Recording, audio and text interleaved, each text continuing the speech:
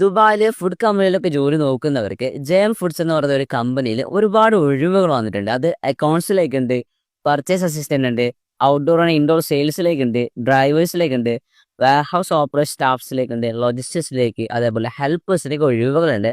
Company നേരിട്ട് നടന്ന ഹാരിങ്സ് ആണ്. ഒരു രൂപ പോലും സർവീസ് അറിഞ്ഞില്ല. നേരിട്ടാണ് അപ്ലൈ ചെയ്യേണ്ടത്. ഇതാണ് കമ്പനിയുടെ ഒഫീഷ്യൽ നോട്ടിഫിക്കേഷൻ. അവർ ഇന്ന് രാവിലെ പബ്ലിഷ് ചെയ്ത ജോബ് വേക്കൻസിയാണ്.